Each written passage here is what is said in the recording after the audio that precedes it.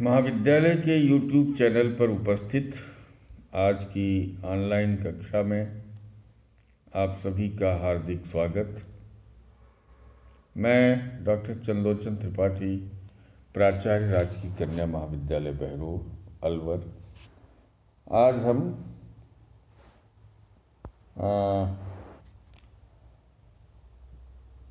आचार्य शुक्ल द्वारा लिखे गए निबंध, बहुत ही महत्वपूर्ण निबंध उत्साह की एक दूसरे गद्यांश की व्याख्या करने की कोशिश करूंगा।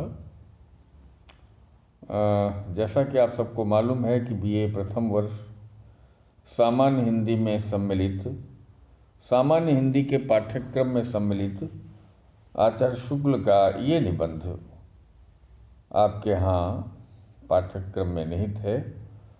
इसकी व्याख्या के क्रम को आगे बढ़ाते हुए आज हम प्रस्तुत व्याख्येय निबंधांश का सबसे पहले पाठ करना चाहूँगा। आप उस पाठ पर एकाग्र हों। कर्म में आनंद अनुभव करने वालों ही का नाम कर्मण्य है। कर्म में आनंद अनुभव करने वालों ही का नाम कर्मण्य है। धर्म और उदारता के उच्च कर्मों के विधान में ही एक ऐसा दिव्य आनंद भरा रहता है कि कर्ता को वे कर्म ही फलस्वरूप लगते हैं। अत्याचार का दमन और क्लेश का शमन करते हुए चित्त में जो उल्लास और तुष्टि होती है, वही लोकोपकारी धर्म, वही लोकोपकारी कर्मवीर का सच्चा सुख है। उसके लिए सुख तब तक के लिए रुका नहीं रहता जब तक कि फल प्राप्त न हो जाए, बल्कि उस समय से थोड़ा थोड़ा करके मिलने लगा है जब से वो कर्म की ओर हाथ बढ़ाता है। इस निबंधांश के पाठ के उपरांत अब हम इसके व्याख्या की पद्धति के अनुसार सबसे पहले इसके संदर्भ को देखेंगे। संदर्भ कुछ यूँ लिख सकते हैं। आधुनिक निबंध विधा को अपने निबंध रचनाओं द्वारा पूर्ण उत्कर्ष पर ले जाने वाले मनोविश्लेषणात्मक निबंधों के लेखन में अग्रगण्य, बल्कि मनोविश्लेषणात्मक निबंधों के लेखन में अप्रतिम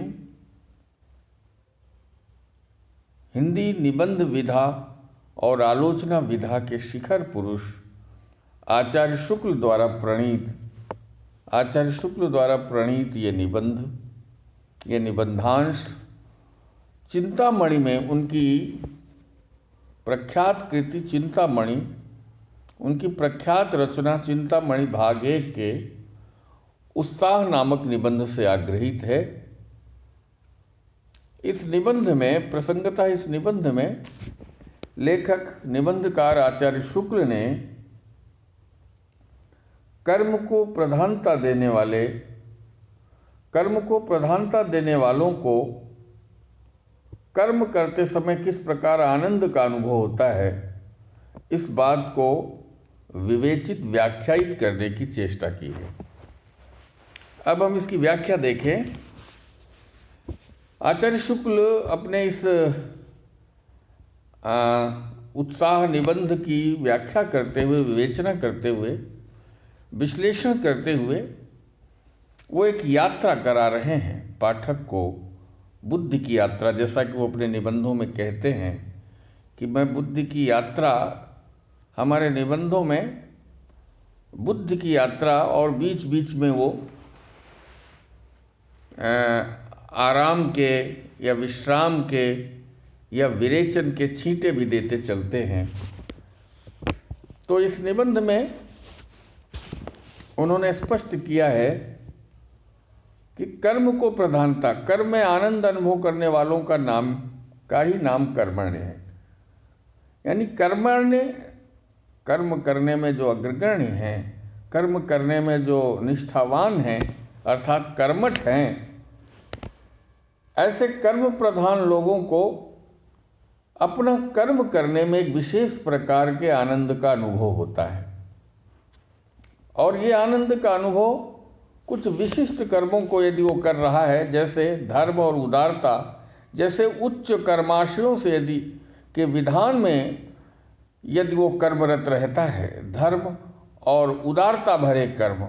उदारता भरे कर्म वे कर्म हैं जो अपने और पराये के भेद से ऊपर हों, स्व से परे हों, समाज जीवन के लिए दूसरों के प्रति जो लोकोपकार की भावना से जुड़े कर्म हैं, वही उदार कर्म है। और ऐसे कर्म यदि करता हुआ कोई कर्मरत दिखाई पड़ता है, तो ऐसे व्यक्ति में, ऐसे मनुष्य में, ऐसे कर्मरत मनुष्य में आचार्य शुक्ल एक विशेषण प्रयोग करते हैं, दिव्य आनंद भरा रहता है। वो ऐसा आनंद है, दैवी आनंद है,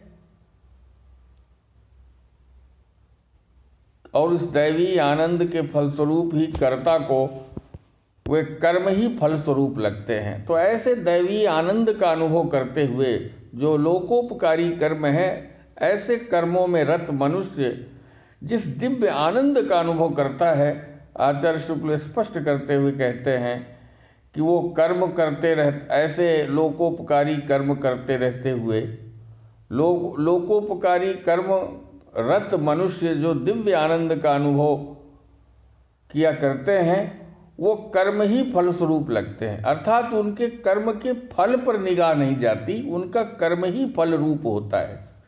यानी साध्य ही सिद्धि होती है, साध्य ही सिद्धि के समान दिखाई पड़ती है। और इसी चीज़ को कहते हैं, जैसे उदाहरण के रूप में, दृष्टांत के रूप में, अगर कोई व्यक्ति अत्याचार का दमन और क्लेश का शमन कर रहा है, तो चित्त में उल्लास और तुष्टि होती है।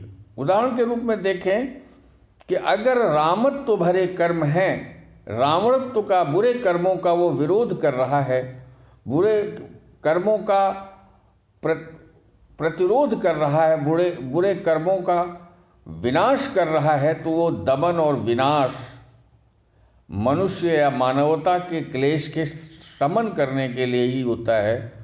और ऐसे कर्मों को करने में जैसे राम का रावण के प्रति जो प्रतिरोध है, रावणत्व का जो विनाश है, वो चित्त में एक उल्लास और तुष्टि देता है, क्योंकि ऐसे ही कर्म लोकोपकारी कर्म कहलाते हैं, लोक का उपकार करने वाले कर्म। और ऐसे कर्मों में जो रत मनुष्य दिखाई देते हैं, वही सच्चे कर्मवीर कहलाते हैं। और ऐसे ही कर्मवीरों को कर्म का सच्चा सुख ज्ञात होता है, अनुभूत होता है। उसके लिए सुख तब तक के लिए रुका नहीं रहता जब तक कि फल न प्राप्त हो जाए। आचार्य शुक्ल ये भी स्पष्ट करते हैं कि जो ऐसे लोकोपकारी कर्म में निहित, कर्म में रत लोग हैं, उन्हीं को जीवन में सच्चे कर्म का अनुभव होता है, सच्चे कर्म का सुख मिलता है। और ये सुख जो है, ये फल तक निहित न होके कर्म तक ही निहित है। उस कर्म को करने में ही सारा फल प्राप्य है। और उसे स्पष्ट करते हुए आगे कहते हैं, बल्कि उस समय से थोड़ा थोड़ा करके मिलने लगा है जब से वो कर्म की ओर हाथ बढ़ाता है। यानी जब वो सच्चे कर्मों की ओर, उदारता भरे कर्मों की ओर, लोकोपकार से जुड़े हुए कर्मों की ओर शुरू से ही प्रवृत्त होता है, तो उस प्रवृत्त होने से लेके कर्म करने के उत्कर्ष तक उसे फल की प्राप्ति होती है। बिना फल प्राप्त किए फल की प्राप्ति होती है। आशय ये कि उस सच्चे कर्म विधान में ही उसे फल का अनुभव होने लगता है। और ये फल का अनुभव इन उदारतापूर्ण कर्मों के विधान में ही, कर्मों के करने में ही फल का अनुभव है। अलग से फल की प्रतीति की आवश्यकता ही नहीं पड़ती। और ऐसे कर्मों में जो प्रवृत्त होते हैं, वही सच्चे कर्मवीर कहलाते हैं। तो यहाँ पर शुक्ल जी ने लोक की भलाई का कार्य करते हुए स्पष्ट किया है कि कर्मवीर को बड़ा सुख अनुभूत होता है। ऐसा नहीं है कि लोक की भलाई के लिए कार्य करने वाले कर्मवीर को कब तक सुख का अनुभव नहीं होता? जब तक उसे फल नहीं मिल जाता।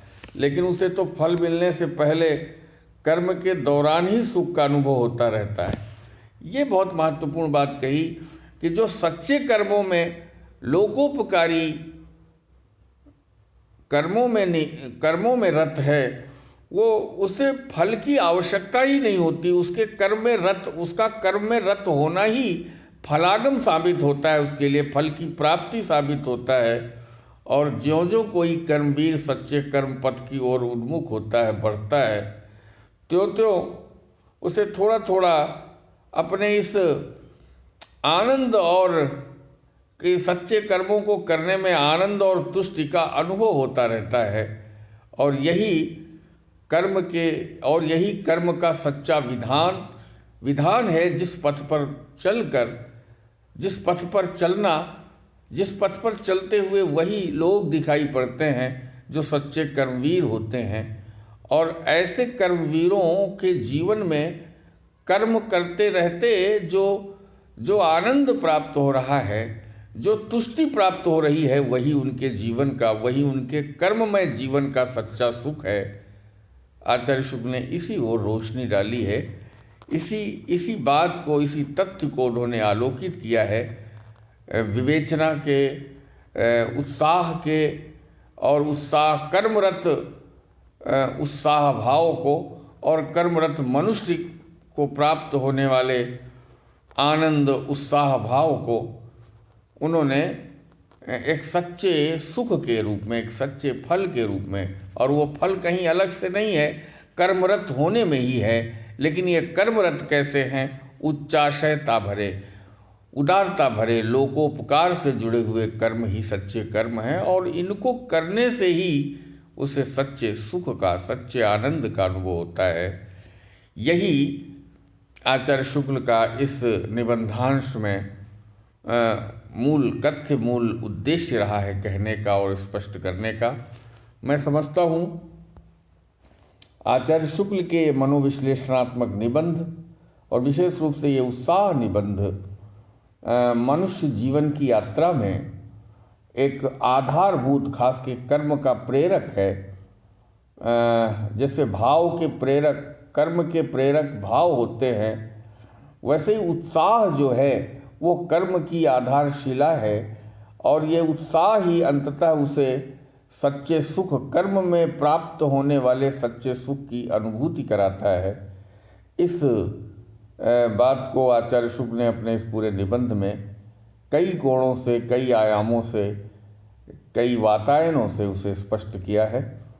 मैं समझता हूँ कि आचार्य शुक्ल का ये मनोविश्लेषणात्मक निबंध उनके लोक मंगलकारी, जो कि उनका प्रमुख सिद्धांत है, लोक मंगल का सिद्धांत, उनकी आलोचना का, वो उनके इस निबंध में भी घटित होता दिखाई देता है। आज व्याख्या के क्रम में बस इतना ही। आप सब ने इस व्याख्यान को पूरे मनोयोग के साथ सुना, इस सब के लिए बहुत बहुत धन्यवाद।